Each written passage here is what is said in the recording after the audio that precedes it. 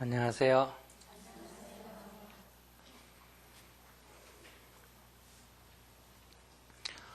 어제 우리들은 부처님의 출가일을 맞아서 어떻게 인생을 새 출발해야 되는가, 이 새 출발에 대해서 말씀을 드렸습니다.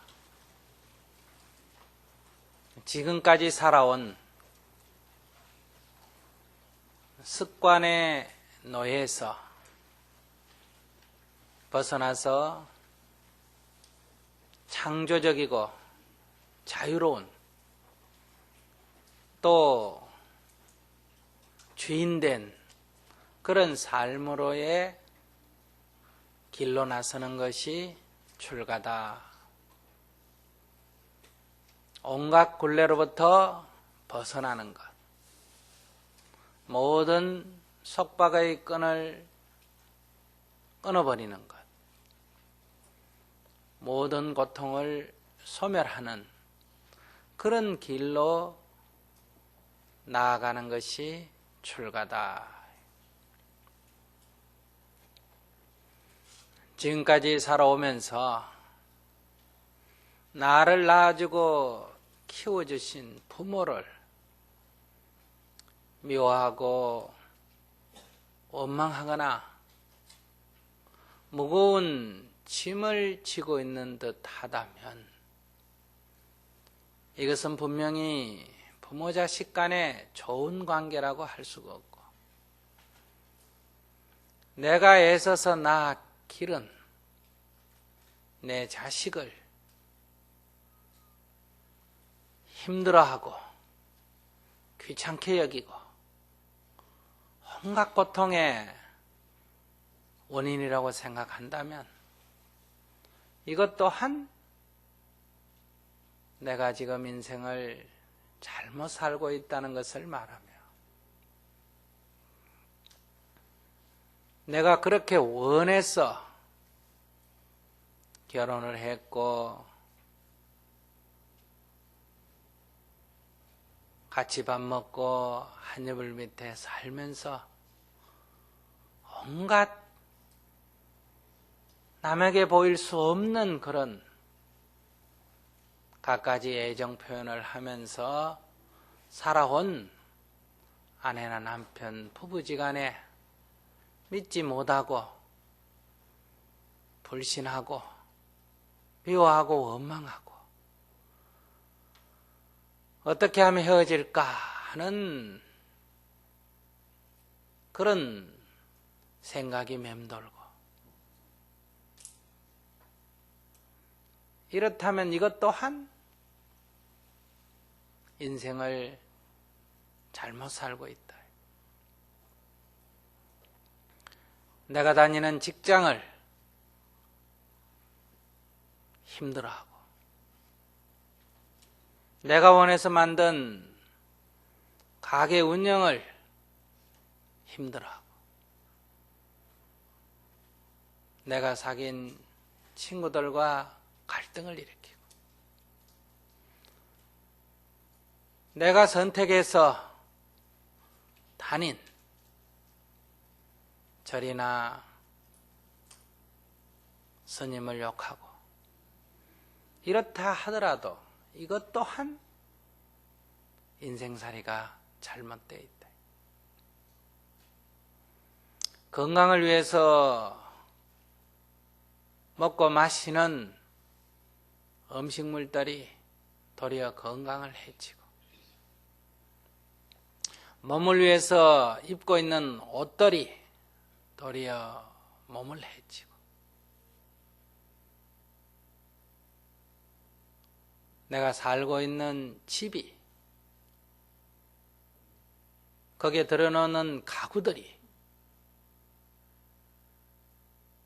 그런 여러 것들이 도리어 몸을 해친다면 이것 또한 잘못된 인생살이다.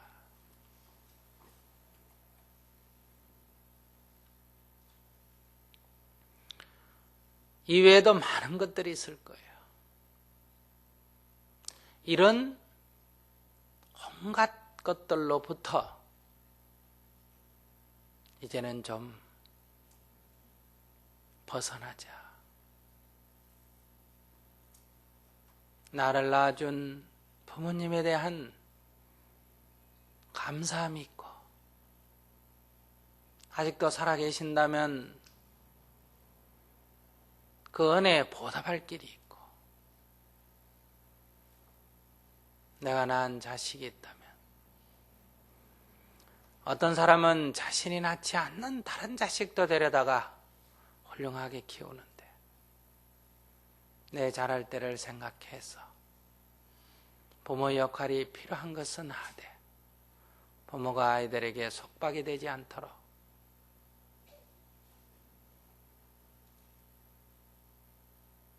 내가 어릴 때 원했던 그런 부모 노릇을 좀 해보자.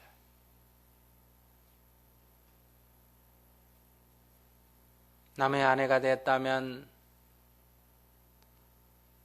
남편이 언제나 고맙게 생각하고 자랑스럽게 생각할 수 있는 그런 아내가 되고, 내가 남편이 되었다면 아내가 존경하고 믿음직한 그런 남편이 되고,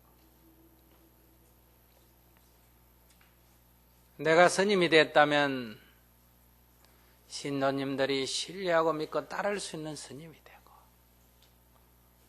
내가 신도가 됐다면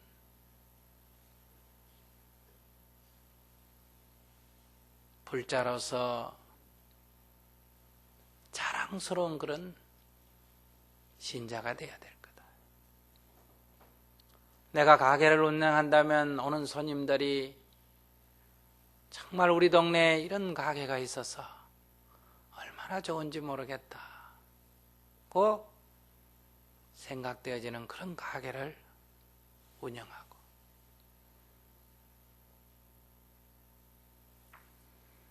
내가 직장에 다닌다면 어른들이 참 좋은 직원을 뒀다고 생각되는 그런 사람이 되고, 내가 직원들을 거느리는 경영자라면 직원들이 좋아하는 그런 경영자가 되고,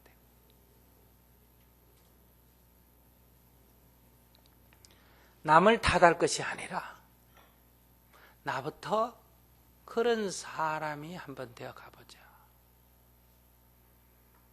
그런 사람이 되어 간다면 나는 힘들지만은 세상 사람은 좋아할 것인가? 아니다.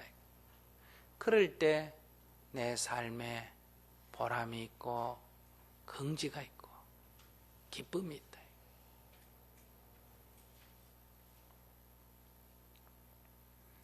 더 이상 인간관계가, 내가 하고 있는 일들이 고통의 원인이 아니고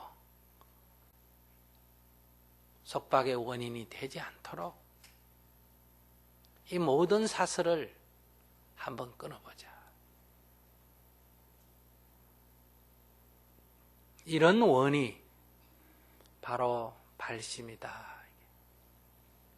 발버리심, 깨달음을 얻겠다고 마음을 냈다. 발라녹다라 삼맥삼보리심, 가장 높은 위없는 깨달음을 얻겠다고 마음을 냈다. 그 가장 높고 위없는 깨달음의 길이 뭐냐? 그것이 바로 완전한 자유인 해탈이며 완전한 행복인 열반이다. 해탈과 열반을 증득하겠다고 마음을 내는 것이 발라녹다라 삼맥삼보리심, 줄여서 발보리심, 더 줄여서 발심, 이렇게 말한다. 오늘 우리가 한 마음을 내보자. 이 처음 이렇게 마음을 내는 것을 우리가 이름하여 초발심이다, 이렇게 말해요. 이 초발심을 견제하는 게 수행에서는 매우 중요합니다. 이렇게 마음을 내놓고는 1분을 못 넘기고 1시간을 못 넘기고 하루를 못 넘기고 3일을 못 넘기고 마음이 변해버린다.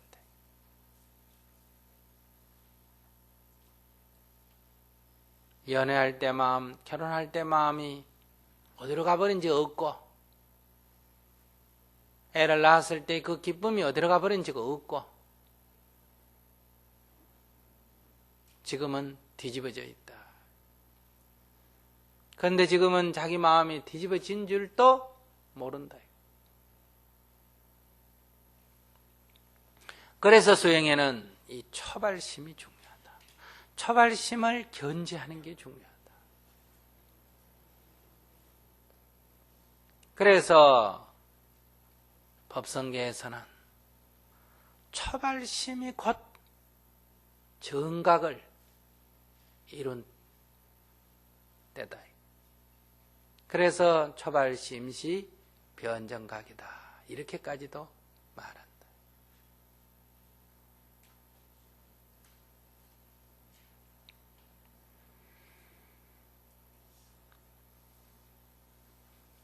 그러면 우리가 이 초발심을 견제하려면 어떻게 입장을 가져야 되느냐?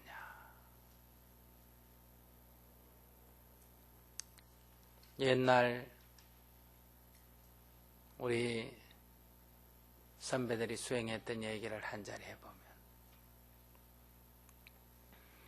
어떤 젊은이가 해탈을 얻겠다고 정말 마음이 편안하고 자유로운 그런 경계 한번 이르러 보겠다고 위없는 도를 얻겠다고 스승을 찾아가서 배움을 청했다. 그 스승이 거절을 했어요.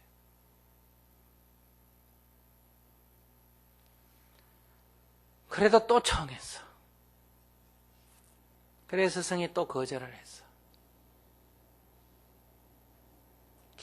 또 청해서 제자로 받아들여 달라고. 저를 제자로 받아주면 위없는 도를 가르쳐 주신다면 제가 그 어떤 어려움이 있더라도 어떤 고난이 있더라도 설사 죽는 한이 있더라도 제가 시키는 대로 하겠습니다. 이렇게 맹세를 했다. 이렇게 3번을 청하니 스승이 제자로 받아들였다. 우리 불가에서는 옛부터 이 3번 청하면 대중의 뜻을 받아들이는 이런 제도가 있습니다. 그래서 여러분들이 아까 법을 설해 주십시오 하고 청법을 하고 몇 번 절했습니까? 3번 절했죠. 내가 부처님께 인사할 때 3번 절하는 것은 불법성 삼보에 예배하는 겁니다. 이해하시겠습니까? 그러면 스님께 보통 우리가 인사로서 절을 할 때는 불법성 삼보에 귀한다는 일부로 3번 절할 때가 있고, 그렇지 않으면 스님께 귀합니다 해서 1번 절하기도 하죠. 근데 법을 청하고 3번 절하는 거는 스님이 위대하니까, 높으니까, 그래서 3번 하는 거 아니에요. 법을 설해 주십시오라고 그 법을 듣고자 하는 마음이 너무너무 간절해서 이렇게 3번을 청하게 되면 법사가 법을 설하는 것을 거절할 수가 없다. 무슨 말인지 아시겠어요? 그래서 3번 하는 거예요. 뭐 스님이나 우리나 다 평등한데 그냥 강연하시면 되지. 뭐 때문에 엎드려서 절을 3번이나 해야 되느냐. 강연은 지식과 사상을 전달하는 거라면, 적어도 법이라고 하는 것은 우리 인생을 바꾸는 것이기 때문에 좋은 법문만이 이 문제를 해결하는 게 아니고, 듣고자 하는 사람이 들을 수 있는 귀를 준비해야 됩니다. 저를 위해서 3번 절하는 게 아니고 여러분들이 여러분들 자신을 위해서 정말 그 법을 내가 온전하게 받아들이기 위해서, 한문으로 말하면 원요 용문, 기꺼이 즐거이 듣기를 원하옵니다. 그러니 법을 설하여 주소서. 이렇게 해서 3번 절하는 겁니다. 이해하셨어요? 그러니까 법문을 들을 때는 비록 테이프에 나오는 법문을 들을지라 하더라도 내가 법문을 듣는 마음일 때는 몇 번 절하고 듣는 게 좋다? 3번 절하고 들어요. 그 누구를 위해서 3번 절하는 게 아니라 내가 법을 들을 마음의 준비를 한다. 정말로 법을 설해 주신다면 기꺼이 듣기를 원합니다. 제가 이 법문으로 좋은 양식으로 양약으로 삶아서 제가 이 해탈 열반의 길로 가는 사다리로 삼겠습니다. 구명보트로 삼겠습니다. 뗏목으로 삼겠습니다. 그런 간절한 청이 3번 절하는 거다.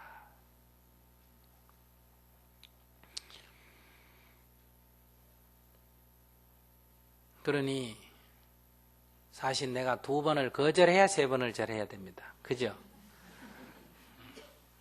근데 이제 미리 3번 하는 거는 거절하지 마라 이런 얘기예요. 그래 3번을 청을 해서 승낙을 얻었다. 그때의 마음은 어떤 마음이요? 무슨 일을 시키더라도 기꺼이 즐거운 마음으로 하겠다 이런 얘기예요. 설사 내가 죽을 고비를 당한다 하더라도 목숨 걸고 하겠다. 이런 아주 단단한 결심.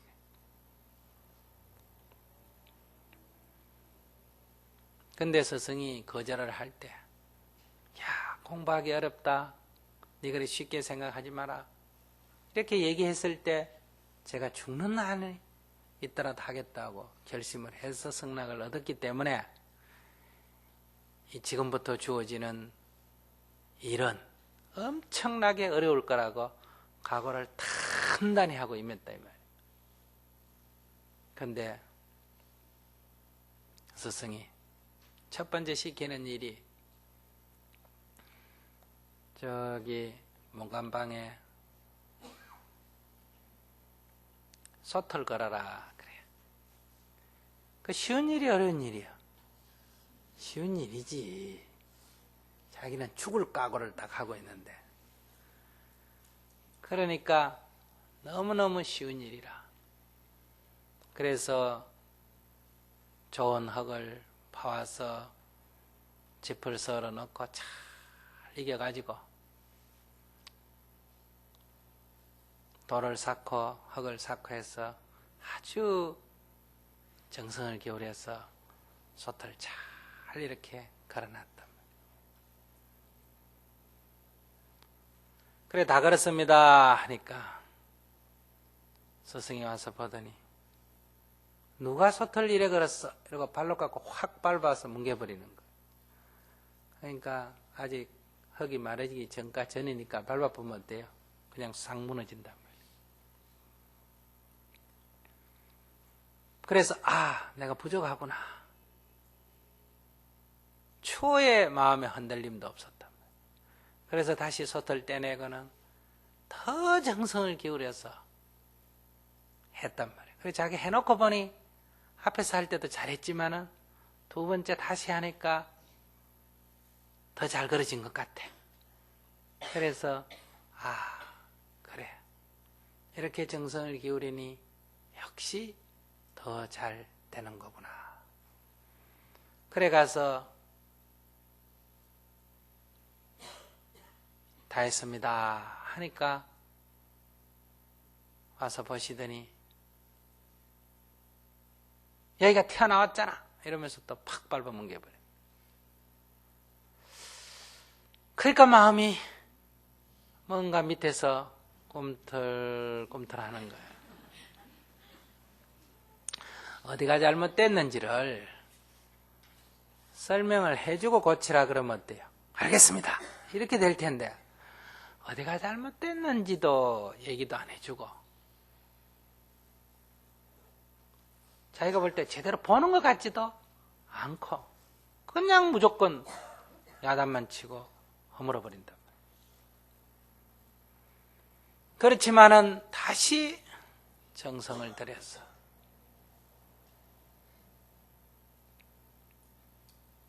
또 만들었어. 그래 만들어 놓고 보니까 역시 두 번째보다는 자기가 봐도 훨씬 더 잘 만들어졌어. 이래서 허무셨구나. 이렇게 해서 아까 약간 꿈틀거리던 마음은 흔적도 없어지고 기쁜 마음으로 가서 다 했습니다 하는데 오시더니 아니 아직도 제대로 못했어 하고 야단만 치고는 또 허물어버린다. 그러니까 마음이 뭔가 흔들리는 거예요. 기분이 나쁘기 시작하는 거예요. 도대체 어쩌란 얘기냐 하는 반감이 일어나는 거예요.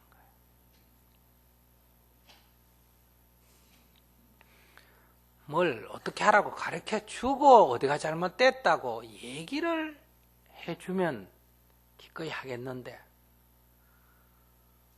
뭐 어떻게 하라고 가르쳐주지도 안 하고 어디가 잘못됐는지 지적도 안 해주고 이렇게 하니 도대체 어쩌란 얘기냐.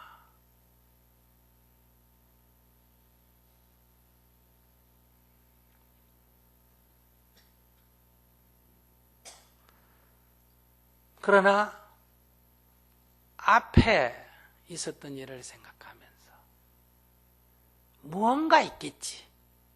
뭔가 있겠지. 내가 잘 모르긴 하지만 이렇게 생각하고 또 연구를 하고 정성을 기울여 다 새로 만들었어. 그래 다 만들어 놓고 보니까 자기가 봐도 아까보다 더 나아. 그러니 앞에서 일어났던 그런 분별심은 없어지고 이렇게 더 낫게 걸어라고 그렇게 하셨구나. 이렇게 돌이켜져서 가서 말씀을 드렸더니 이번에는 더 큰 야단을 욕까지 하면서 밟아버리는 거예요. 내 깐 놈이 무슨 수행을 한다고 이러냐 이거야. 솥도 하나 못 끄는 주제에 무슨 공부하겠다고 그러냐. 이렇게 욕까지 얻어먹고 무식한 놈이라는 소리까지 듣고 바보 같다는 소리까지 듣고 앞에는 손만 허물었는데 이제는 욕까지 얻어먹으면서 솥을 허물어버리니 마음에서 보화가 일어나는 거예요. 의심이 들기 시작하는 거예요.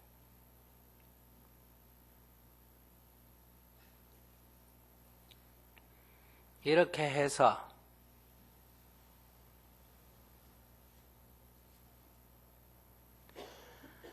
아홉 번을 허물어 버렸어. 그러면 그 아홉 번째는 어떻게 됐을까? 도저히 이제는 참을 수가 없어졌어. 이건 정말 아니야. 참는데도 한도가 있고 뭔가 있을 거라고 아무리 생각을 해도 이건 아니야. 이건 정말 이 영감이 뭔가 미친놈이든지 제정신이 아니든지 뭔가 아니야. 내가 이곳에 도를 배우러 왔지 속골로 온 것도 아니고 그 정도 걸었으면 됐지. 또 어떻게 걸어라 가르쳐주지. 요건 왜 하느냐 이게. 뒤에 가면 이제 뺨때기까지 맞아가서 했으니까. 이렇게 마음이 돌이켜질 가능성은 0.1%도 없어지고 100% 네가 문제다고 딱 되는 순간에 다 팽개치고 도로 한 대 발로 차버리고 가려가는 그 순간에 그런 자기 마음을 탁 본 거예요. 그러니 처음에 설사 죽는 일이 있더라도 하겠다고 했는데 쏟아번 건다고 뭐 죽는 일이야? 그래 아니야? 아니지.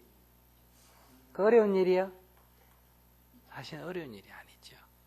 일 자체만 보면 처음에 거나 아홉 번째 거나 아홉 번째가 쉬워요 어려워요? 쉽지. 근데 처음에는 즐거이 걸 수 있는데 아홉 번째는 도저히 더 이상 할 수가 없죠.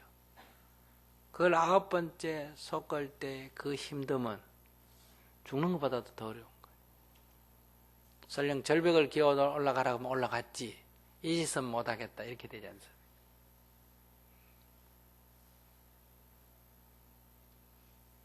그런데 마음을 떠나서 보면 아홉 번째 거는 일이나 첫 번째 거는 일이나 설사 100번을 걸어라 한들 그건 어려운 일이 아니에요. 소장수는 소틀 몇 번쯤 걸까? 1000번도 더 하겠지요. 그래도 아무 문제가 없잖아.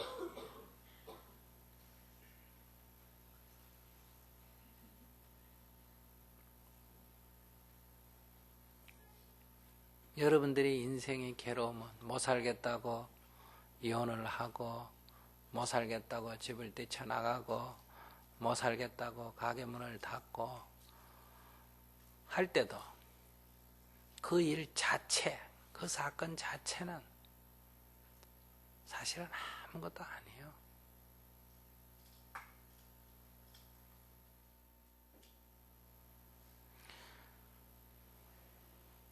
여러분들이 이 도리를 깨쳐야 할 수 있어.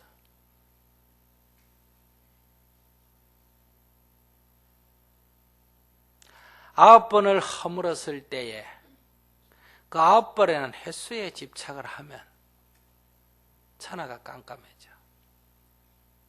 그러나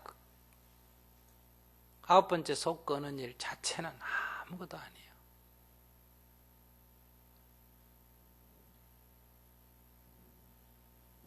그때 초발심으로 돌아간다면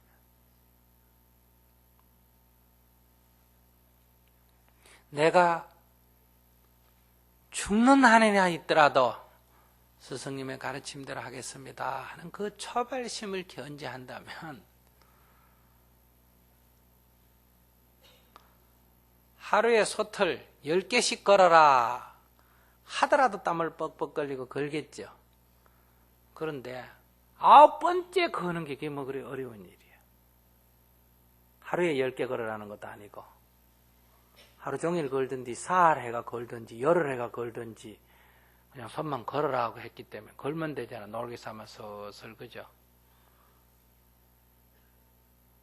근데 서틀 10개 걸어라 해서 순서대로 10개 걸어라 그러면 여러분들이 누구나 다 잘할 건데 한 개의 서틀 8번 밟고 9번째 걸어라 그러면 팽개치고 다 가버리겠지.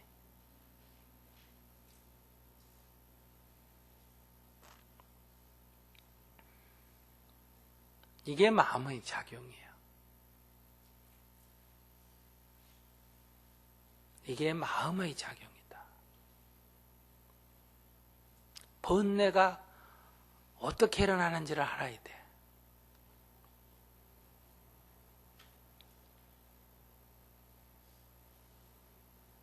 바로 이렇게 번뇌가 일어나구나 하는 거를 깨친 거예요. 이게 스승으로부터 온 것도 아니고 9번째란 횟수로부터 온 것도 아니고 소트로부터 온 것도 아니고 이게 바로 나로부터 내 생각이 옳다는 것으로부터 일어나는 거구나.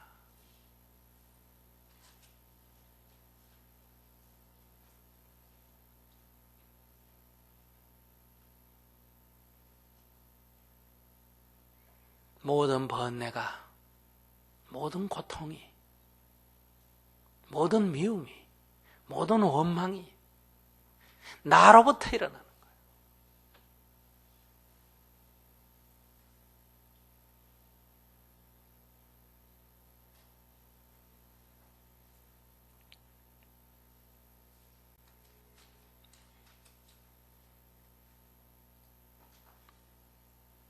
집에 돌아갔을 때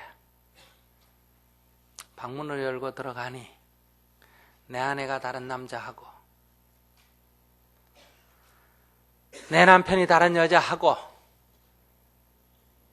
침대에 벌거벗고 누워있다고 하더라도 그것을 보는 순간 눈이 뒤집어졌다 하더라도 그것이 어디로부터 나왔다고? 어디로부터 나왔다고? 그것이 나로부터 나온 줄 알아요. 그것이 깨칠 수 있는 기회예요. 그때 이것이 나로부터 나온 줄을 확연히 봐버리면 일체경계로부터 해탈할 수가 있어. 근데 아까 9번째는 도저히 안 되는 것처럼 딴 건 봐줄 수 있지만 내 집 안에까지 끌어들였어. 이건 도저히 안 되죠. 그죠? 뒤집어져 버리는 거. 세상으로 볼 때는 가정에 파탄이 온 일이 되고 수행의 관점에서는 천길낭떠러지에서 진일보하는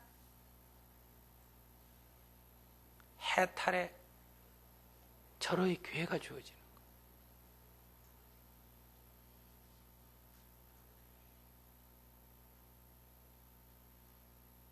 거예요. 0.1%도 나에게 문제가 있다고 생각할 수 있는 게 0.1%도 없는 경계가 부딪혔을 때 차고 나가면 해탈하는 거예요.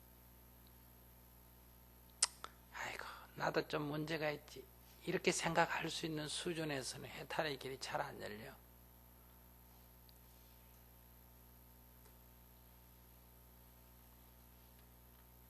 그러니 100개 중에 1000개 중에 한 개도 예외가 있으면 안 돼. 모든 것은 나로부터 나와 나에게 돌아온다 할 때 이 경우는 이런 예외가 없이 기준을 가지고 나간다면 공부는 금방 이루어집니다.